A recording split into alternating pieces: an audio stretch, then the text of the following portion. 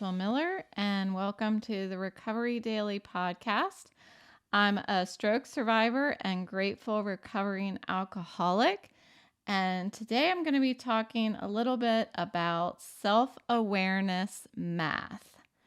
So, the first thing that I want to do is tune into my thoughts at this very moment. What am I feeling?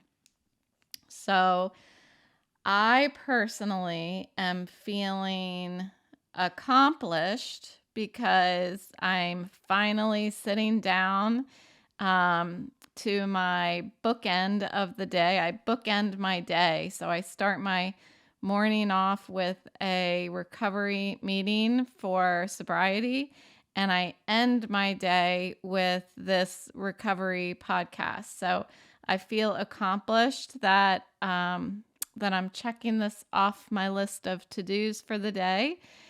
And I feel loved because I had some friends come and take me out to lunch today.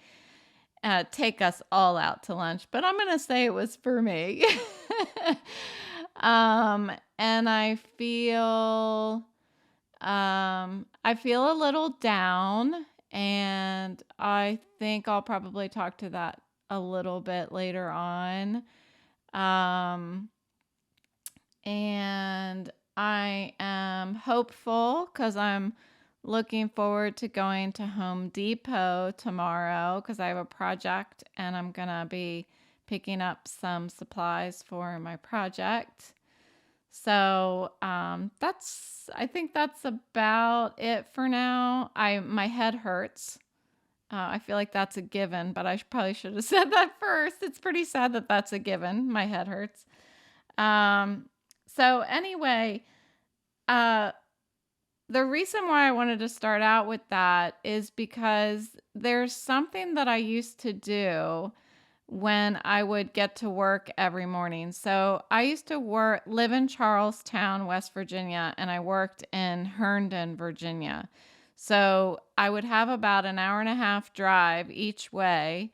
And during that time that I was driving in, it was that hamster that was running on the wheel in my head that was happening on the way into work. So I would just be thinking about so many things, mostly unhealthy thinking, things that I'm worried about, things I'm stressed about, things that I shoulda, woulda, coulda done, and all that stuff. So when I would arrive to work, I would go into my office and I would sit down with a journal and I would write.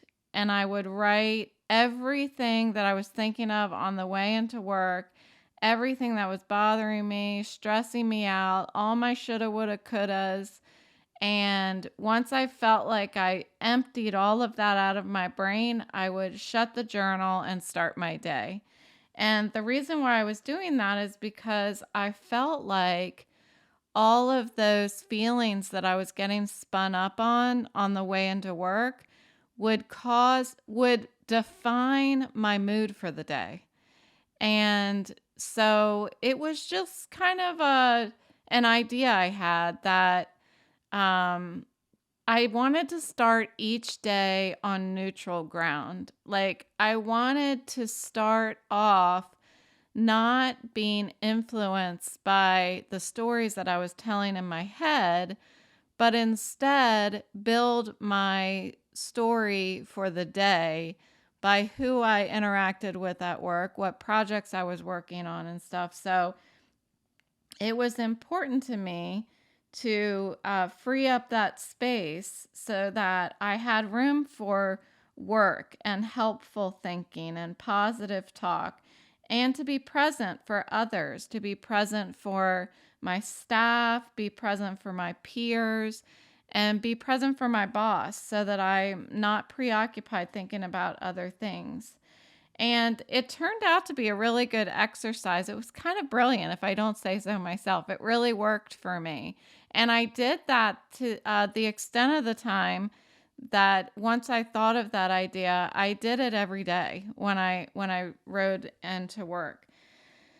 Um, and then COVID hit and I don't have that anymore. So I stopped journaling like that because I didn't have that time to get all spun up where I was like trapped inside this car with my brain.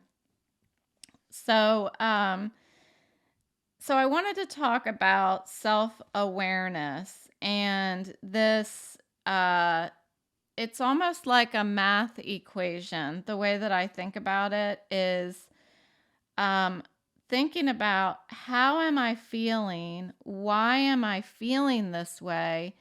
And what behavior is it causing? So I wrote all that stuff down in the journal because I didn't want it to cause a behavior, an undesired behavior at work. So I would write it all down. So I really feel that our relationships, like our self awareness and our relationship with ourselves, uh, impacts our relationship with others. How much we are aware of our feelings and why we feel that way and why we are behaving the way that we are by getting to know ourselves a little more, we're able to, I think, salvage some relationships that could go awry very quickly if we are the type of person that just reacts. And I've talked a lot about in my episodes about the pause and the God box and actually my boss taught me that as well. He said that it's important sometimes to not respond for a lot of different ways, for a lot of different reasons. Um, and one is to process what you're what you want to say to make sure that what you're saying isn't a reaction, but it's a thoughtful response instead of a reaction.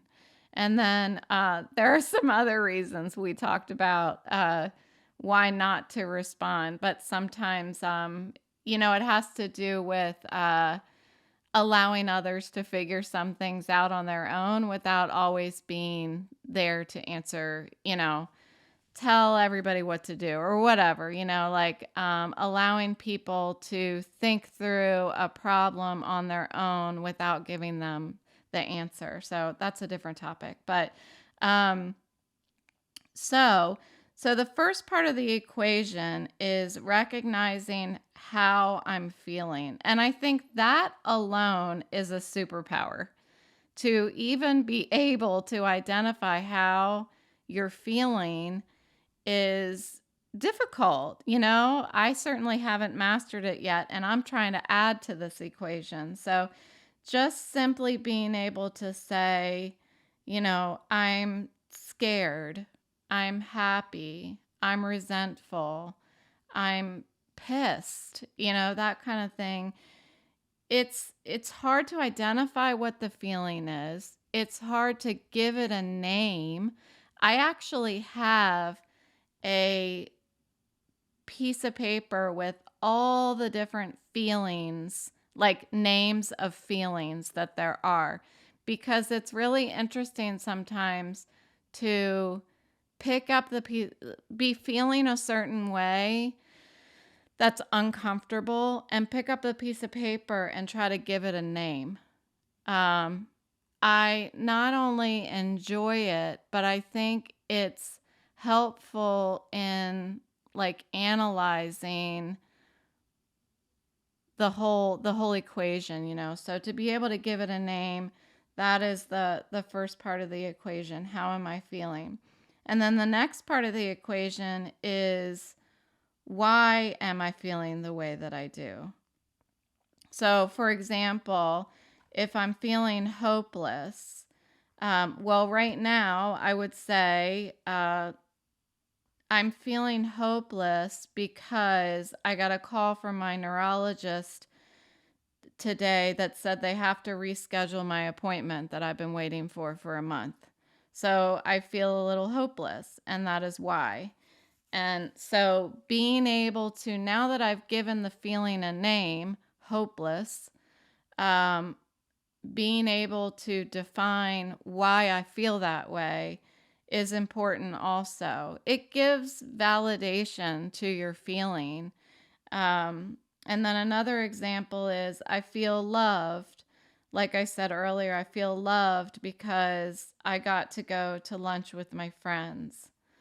So, okay, so how am I feeling? Why am I feeling that way? And then the third part of the equation, the if you are into math, I used to be a math major, so um, the to the right side of the equation after the equal sign is what behavior are my feelings prompting? So how am I feeling plus why am I feeling this way equals what behavior is going to be prompted. So here's a whole equation. I'm feeling hopeless because my neurologist called and had to reschedule my appointment after I had waited a month already. And that's causing me to isolate myself from other people and sleep. So then the next example is I feel loved because I went out to lunch with some friends, and that causes me to reach out to my family and friends and loved ones to share the love, I guess. So how plus why equals what? How am I feeling plus why am I feeling that way equals what reaction that causes. So depending on what reaction is the sum of the equation, I may challenge my relationships with others. So in recovery, we call it our defects of character. So if I were to react to, um, my brother, for example, if my brother says something to me that upsets me, um, if I were to react to him and like yell at him, which I'd never do to my brother, you don't yell at my brother. Anyway, I'm joking. Um, then that me yelling at him is a character defect. That's what we call it in sobriety. So my character defects can elicit the defects of others. So if I were to say, here's the equation. I'm angry because my brother said something mean to me, and that caused me to yell at him. So, what's going to happen after I yell at him? Well, I guarantee you, if I yell at my brother, he's going to yell back at me. Um, so, that is, as you can imagine, unhealthy for relationships. So, I was thinking about what emotions stand in the way between me and other people. Like what what feelings stand in the way of my relationships?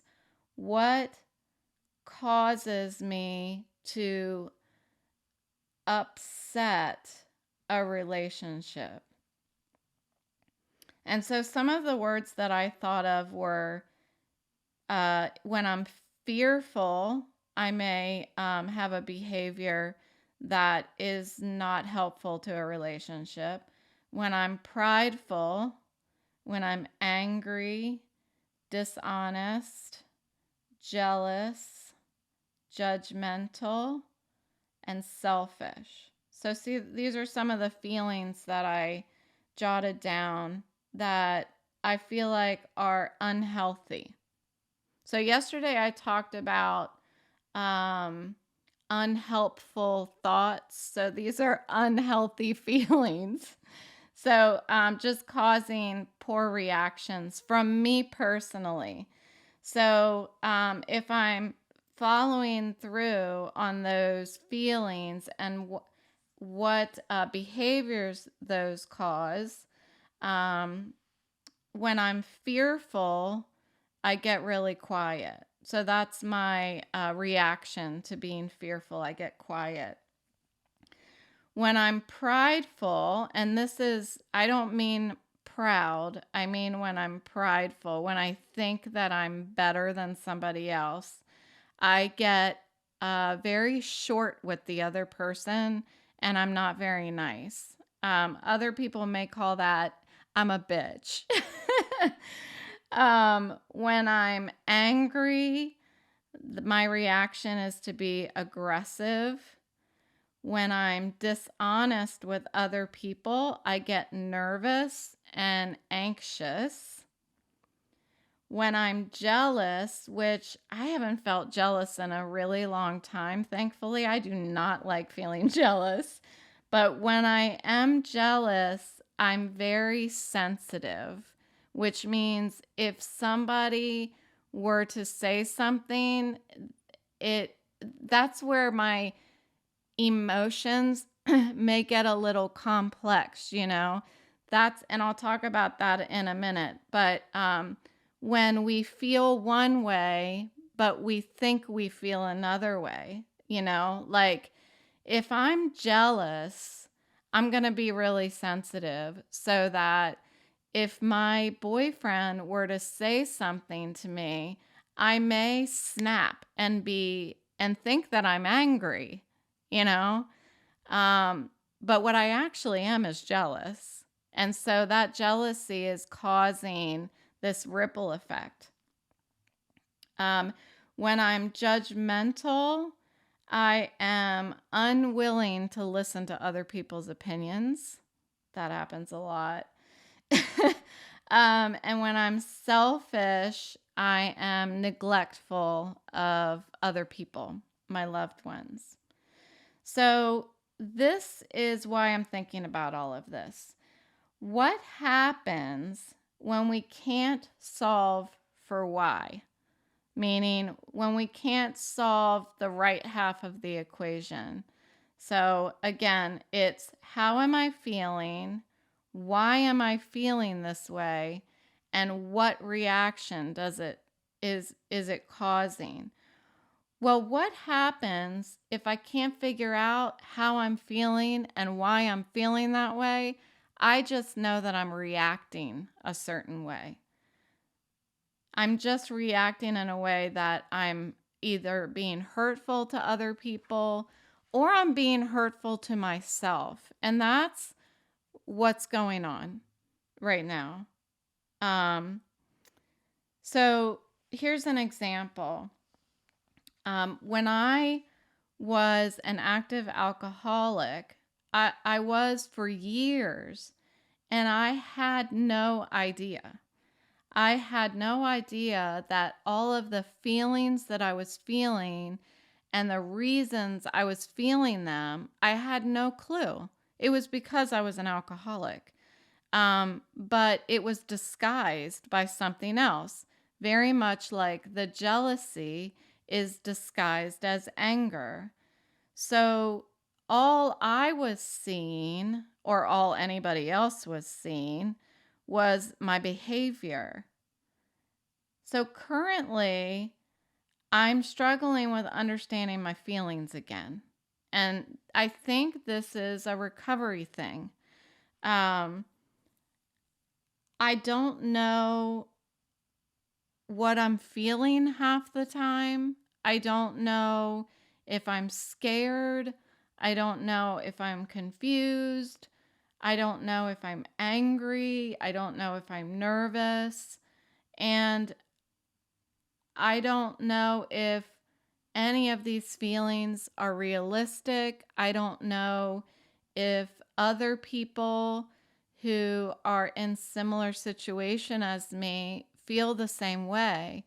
And thankfully, I was able to go to a stroke survivor support group a couple weeks ago. And I was able to see that a lot of the feelings that I am feeling, um, I was able to see other individuals expressing the same feelings. And that was comforting to me. But that support group meets once a month. So for 29 days out of the month, I'm wondering what I'm feeling, why I'm feeling it, and if it's normal to feel the way that I do. I've learned so far, just in life, that whatever I'm feeling is normal. If I'm feeling it, it's normal. I'm not unique, and I've talked about that.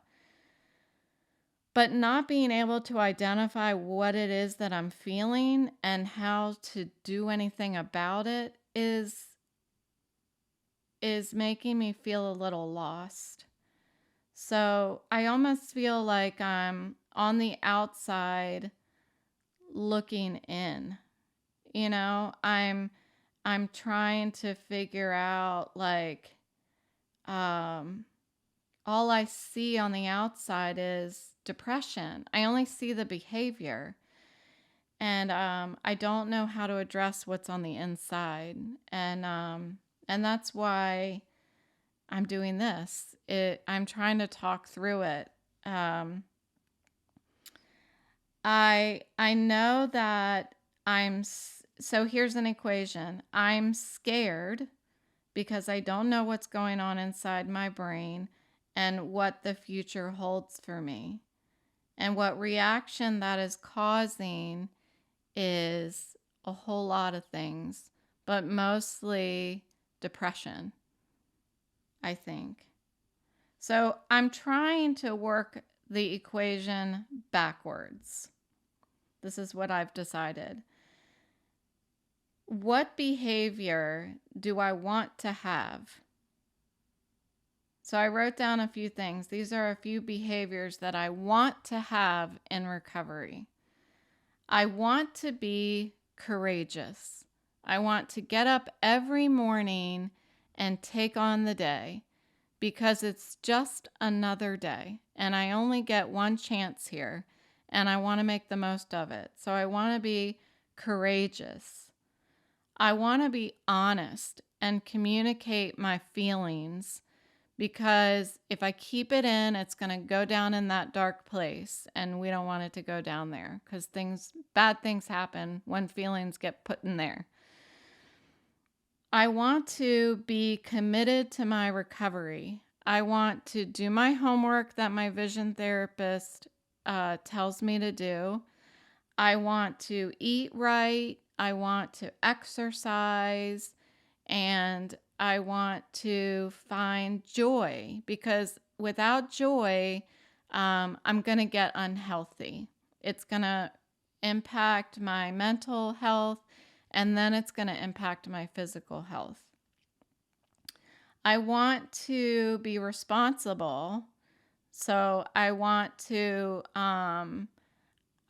take the suggestions that are given to me. So one of the big things in my sobriety fellowship is that we are given quote unquote suggestions. And